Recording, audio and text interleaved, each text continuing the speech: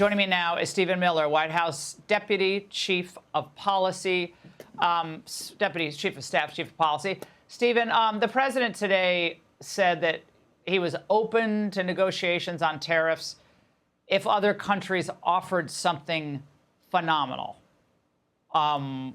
Explain that a little more. Well, let me address what you talked about in your monologue, which is so important. What is globalization? What is this economic policy that our elites in the United States, so-called elites, have had for the last half century, Democrat and Republican? Globalization is the redistribution of American wealth to foreign countries. It is a formal policy of trying to develop foreign nations at the expense of the U.S. working and middle class. Trillions of dollars that would be in the pockets of American workers is now in China, Cambodia, Vietnam, Thailand, Canada, Mexico, all across Africa, all across Asia.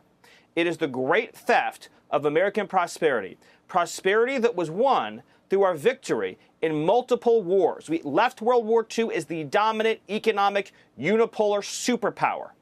And instead, over the ensuing decades, all of that wealth, all of that manufacturing, all of that industry was ripped apart by our elites, shipped to foreign countries, and then they sent us the bill. They said, you have to protect Korea, you have to protect Europe, you have to protect Canada, you have to protect Japan. We won't take your cars, we won't take your agriculture, we'll take away your steel industry, your aluminum industry, your copper industry, your electronics industry.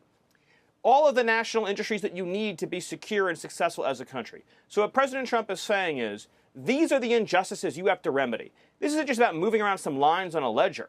This is about remedying the systemic injustice that says the streets of America are filled with European cars and Japanese cars, but the streets of Europe and Japan have no American cars. This is about saying that the American steel industry, which once built and sustained the modern world and is now a former husk of itself, coming back now thanks to Trump's tariffs, has to be completely revitalized. Stephen, you know, I've been on this since the pitchfork Pat Buchanan days of 1992. So I'm with you on all of this.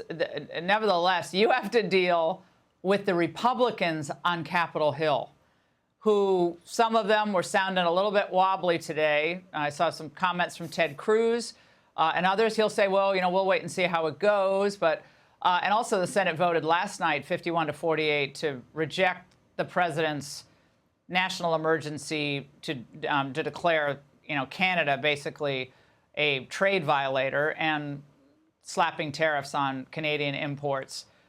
So your reaction to that, it ultimately won't stop the Canadian tariffs because Johnson's not going to let that go through the House. But are you concerned that if this market doesn't come back in the next, you know, I don't know how many months, that you're going to start seeing some of these more establishment Republicans or so-called fiscal conservatives really make life miserable for Donald Trump?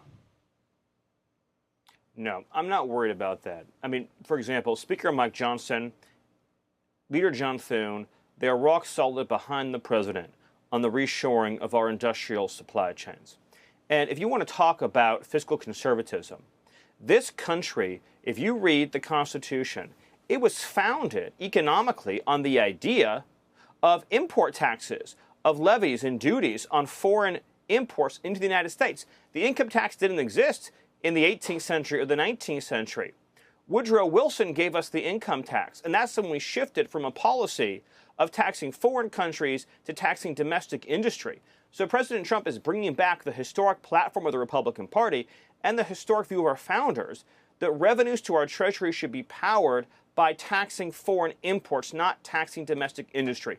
This will help us balance the budget. I would also say that a lot of the senators and House members that are perhaps not historically understanding of the importance of domestic manufacturing will understand the national security issue that is at the center of this. We cannot have China controlling our national destiny. We cannot have foreign countries deciding whether we have a steel industry, a copper industry, a timber industry.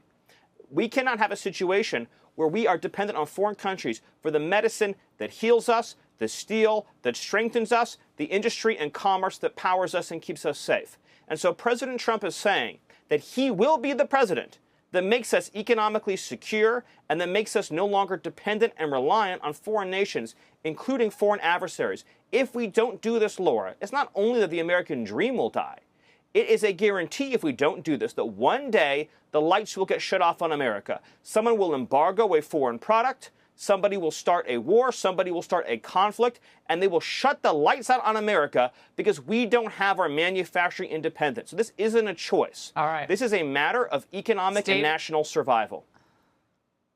Stephen, always great to have you on. We're going to be watching this very closely in the weeks and months ahead. Thank you so much. Hey, Sean Hannity here. Hey, click here to subscribe to Fox News YouTube page and catch our hottest interviews and most compelling analysis. You will not get it anywhere else.